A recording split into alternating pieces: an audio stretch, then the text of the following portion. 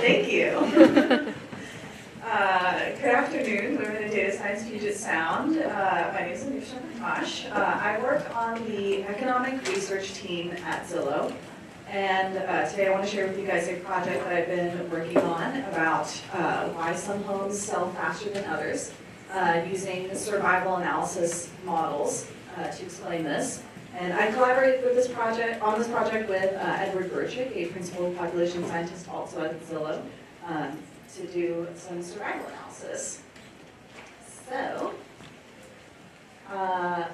just as a brief overview of the things that I want to talk about today, I'll start with some of the top line takeaways, because I know you're probably curious, and then we'll delve into some of the background and motivation behind why this question and why this solution, some of the data sources that we used in order to gather the data to answer this question from both internal and external sources. I'll spend a lot of time going over some of the results and then ways that I plan to iterate upon this work in the future, in the near term, and then we'll do some questions at the end. So the key takeaways, based on our listings data from 2018 to 2022, we found that a home will typically stay on the market for 22 days. Some of the important variables that are associated with a reduced time on market include the age of the home, specifically it being on the younger side, so between 0 to 5 years old, but also, interestingly, on the older side, so over 50 years old. The urbanicity of the geography that the home is in, so this refers to the zip code being classified as urban, rural, or suburban, and in this case we actually found that urban and rural homes had a higher likelihood of going pending. All other sort of neighborhood characteristics held equal. And then lastly, we found that the density of the county was also important in determining the probability that a home would go pending. So some of the background. First, I want to talk about some of the terms that I'll be using pretty frequently throughout this presentation. First of all, when I refer to the housing market, this is really a specific subsection of it. We're referring to single-family homes in the attached and detached variety, as well as condominiums. We don't include things like new construction, because that's considered a different product type in a different market. Commercial real estate is also a different product, a different market. But also things like multifamily complexes, duplexes, triplexes, we don't include those either.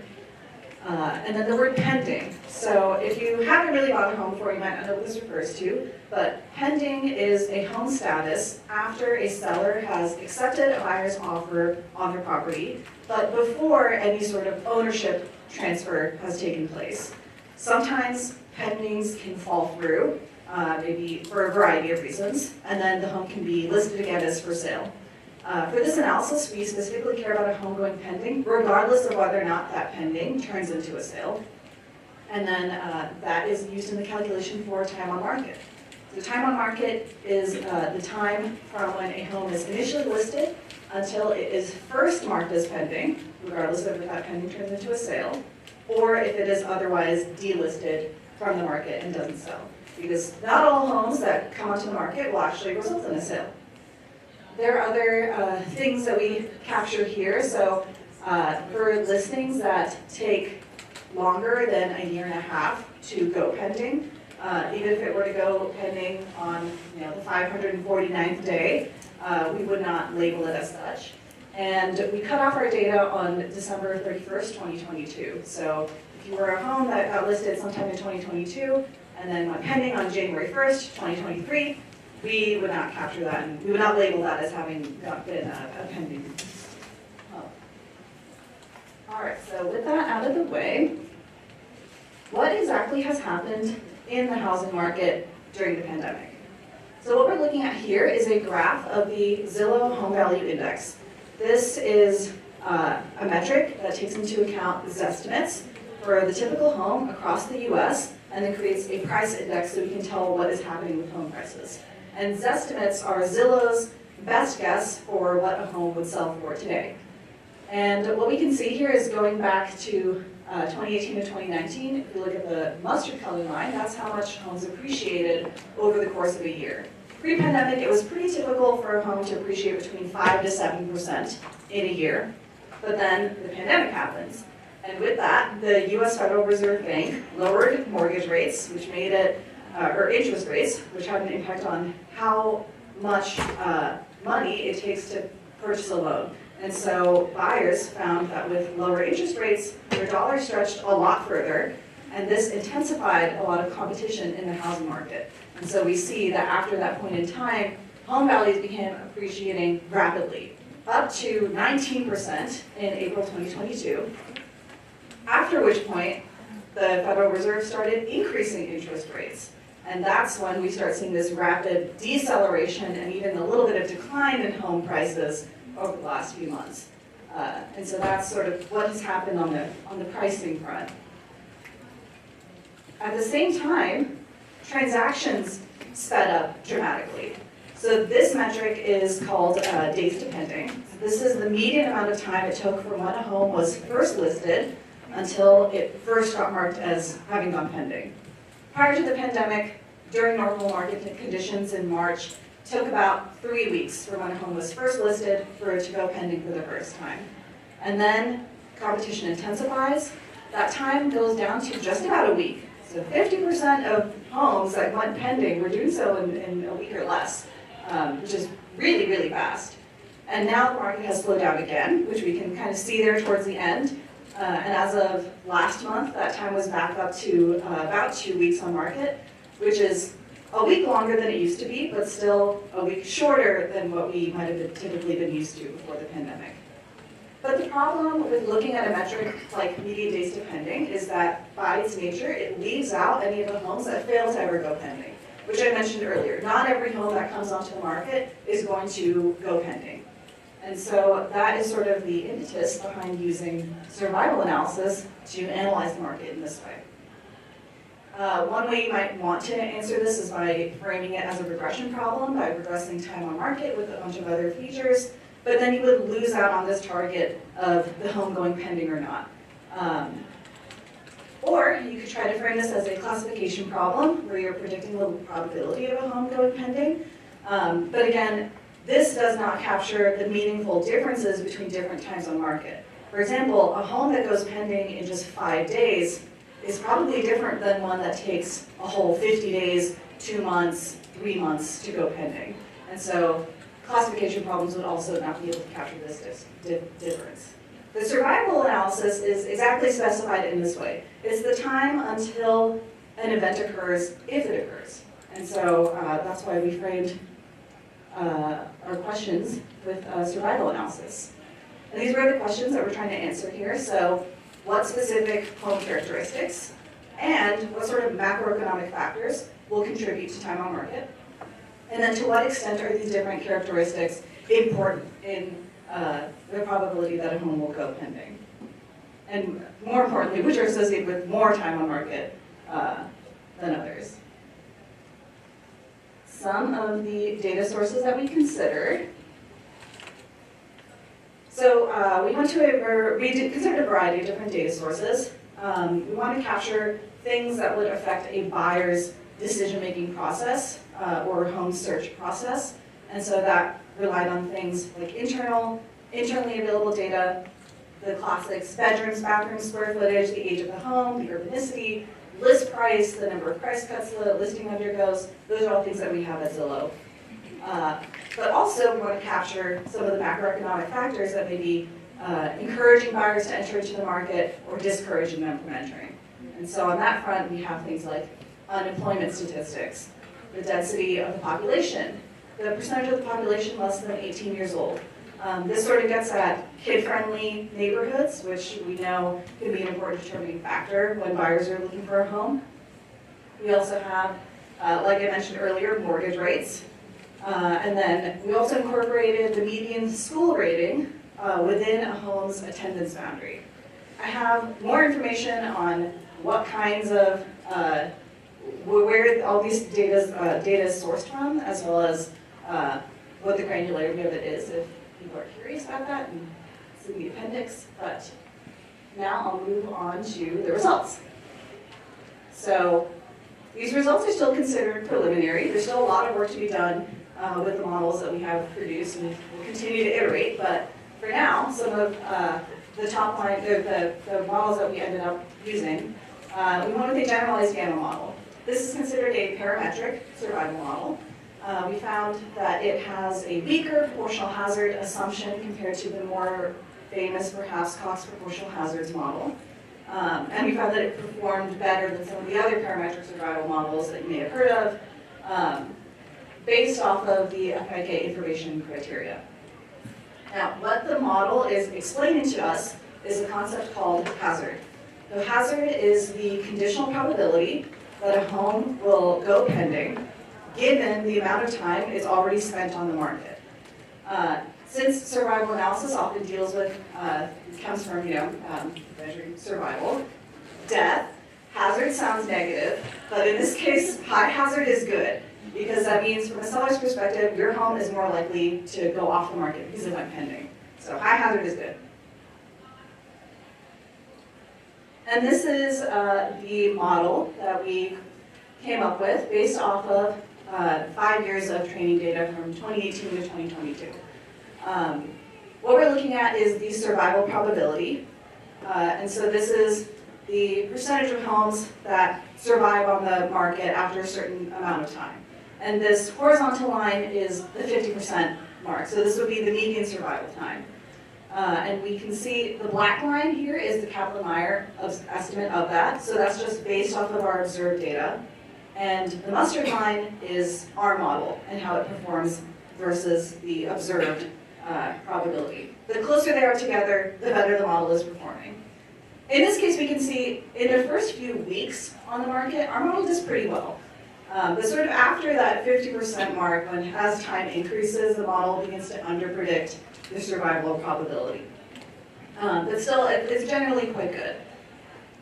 We also made year-specific models to see how things had changed from before the pandemic and after the pandemic. So this is a pre-pandemic year, 2019, and what its survival probabilities look like.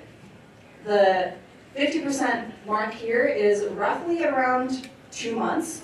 So this means that after 2 months on the market, 50% of homes are off of the market now. So, or put differently, 50% of homes are only on the market for 2 months in 2019. And in terms of model performance, here it's doing a little bit better than compared to on all 5 years of the data. But now we look at 2021. Pandemic year, the market is really intense. You can really see how this survival probability curve has been pulled down towards the bottom left corner, indicating big market speed up, so velocity has increased. And now, 50% of homes are on the market for like 2 weeks or less. That is really fast. And now we'll transition into some of the top-line results from the model. Like I mentioned before, we found that there were 2 sorts of things that had a positive impact on the probability of a home going pending. One being the age of the home, the second being urbanicity. First, drilling into the age of the home, homes that were young, so between 0 to 5 years old, we found to have a higher probability of going pending compared to homes in the reference group, which I listed at the bottom there.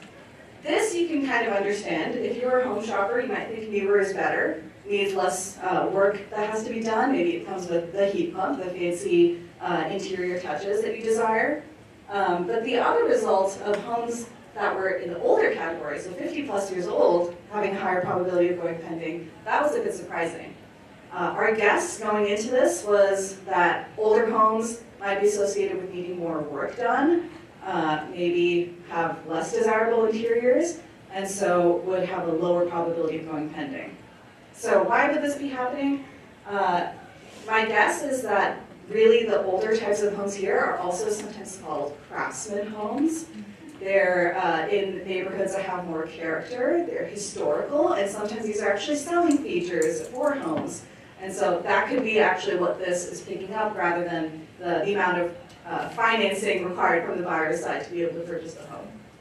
And then with urbanicity, so compared to suburban homes, we found that rural and urban homes actually had a higher probability of going pending.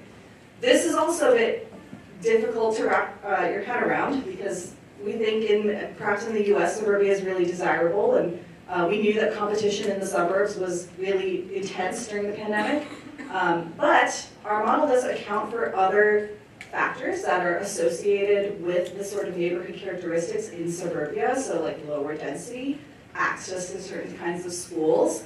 And so once you sort of strip those things away, I think what these results are telling us is that there are still things about being in urban and rural environments and the sort of products of the homes that are offered there that are still considered desirable. So that could be access to the city amenities, or on the other hand, it could be access to nature or more privacy and those sorts of things.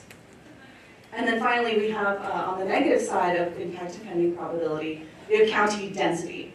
So higher density counties associated with higher time on market, so higher hazard.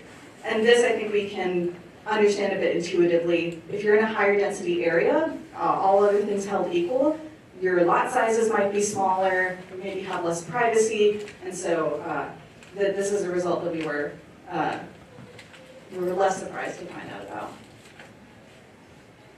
And that is pretty much it. So with the future work that we have in mind for this model, I think it all comes down to creating even more robustness within it.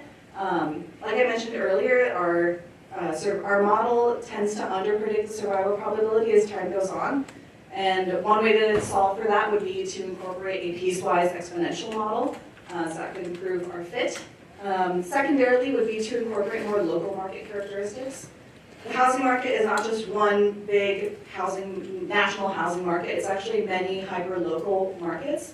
And so an important part of doing any sort of analysis in the real estate world is to go down to that local level. So doing things at the MSA level would be an important next step.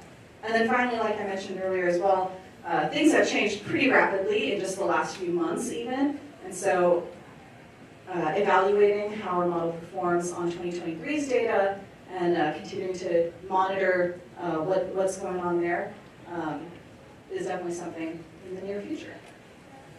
So with that, I will take some questions.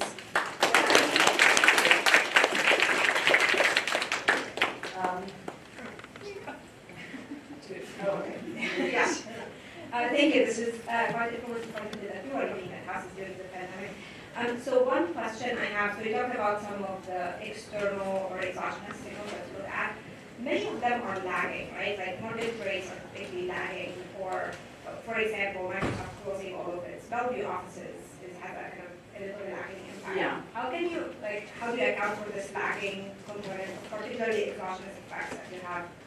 So for one, the data, since we have truncated it as 2022, a lot of it was available through then. Mortgage rates are reported on a weekly basis, so that one in particular is actually quite up to date. And since we don't have foresight as a buyer into what mortgage rates will be next week, for that perspective, the lagging mortgage rate is, we're comfortable with that. But for some of the other ones, yes, they are not available for 2022 yet, and in that case, we assumed either there was no change, or we just used whatever was available. So how do you, so if you look at these big exogenous effects that happen that really impact, like sudden changes, Yeah. How does this estimate in general kind of compare with those? So is it a quick reaction, or is it usually kind of assuming that none changed or similar to last year, inflation rates and all of that? I can't really speak to what this estimate does and how it incorporates that. From my knowledge, I don't think some of these like hyper-local events like layoffs are incorporated into it directly. And that one's a bit, the layoffs in general are kind of difficult to track the impact of because there's severances, and so there's probably a long amount of time before you would see something happen in the housing market, but it's tough, is my real answer. Thank you.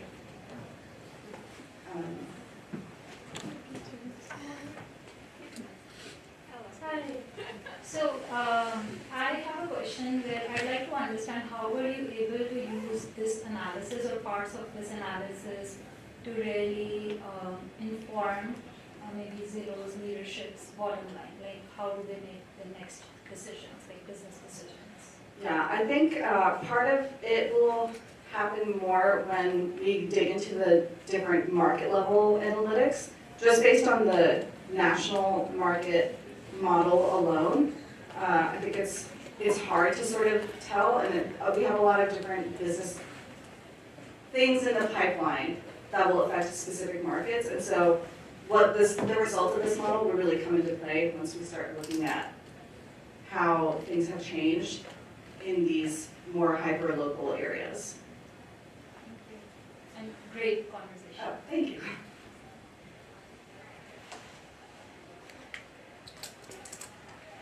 It's a wonderful presentation. Thank you.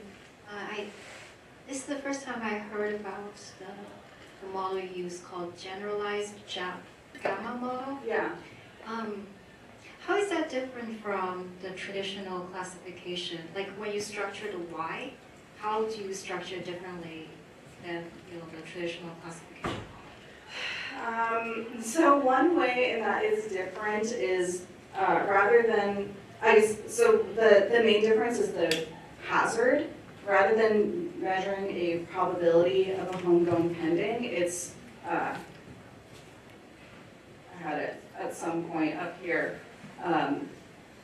We're measuring a conditional probability of the home, of an individual home going pending, given a certain amount of time already on the market.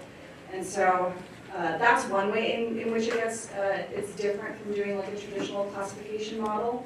And then some of the underlying distributional assumptions as well are different. So if a house is never pending, is it is the Y a continuous value, or it's a binary, or it's how? I see. Yeah, it does incorporate. What you're talking about is something called censoring. Right, so after a certain amount of time, maybe we stop following up with the listing, or it gets delisted, we never find out if it went pending, or maybe it just never did go pending. And those observations do get incorporated into the model, so they do still contribute data, and it comes out in this in the survival probability, and also within the hazard as a continuous variable.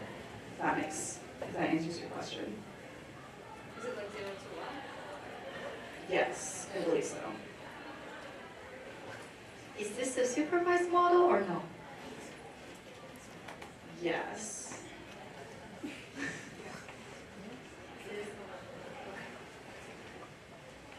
This is just my lack of basic knowledge. No.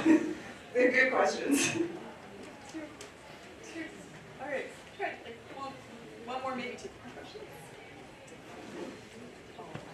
Oh yeah, sure. Hi. Thanks for the presentation, it's really clear. I'm just curious, how do you plan to show your results on those different markets? Do you plan to have one big model and then describe the characteristics for each neighborhood, or are you going to have many different neighborhood-specific models? I think the plan for now is to keep it at the MSA level, just internally within the business. That's how we tend to think of a lot of these markets, is within the metropolitan statistical area. Sorry, that's what MSA stands for. And I think the answer would be to have multiple models for the specific areas. So only the main ones that we track, so that might be between 50 and 100, but yeah, a lot of models. That's a great presentation. So based on your final result, I feel like some of our houses may need to fulfill multiple criteria to be, faster sold or something like that. I wonder if it would be helpful to add interactions between your features, or doing some type of dimension reduction to get group of features before you feed in the model, so you get multiple features together. Yes, absolutely. Part of the difficulty with some of even within this model is, for example, the difference between single-family homes and condos. Those can also be considered different product types. And so while we want to have an understanding of how the entire real estate market is doing, I think the better predictions are going to come from when we look at specifically just for single-family homes. These are what sort of variables are more important, and then specifically for condos, how is that different? So I think you're absolutely right, like the interactions are very important in this case.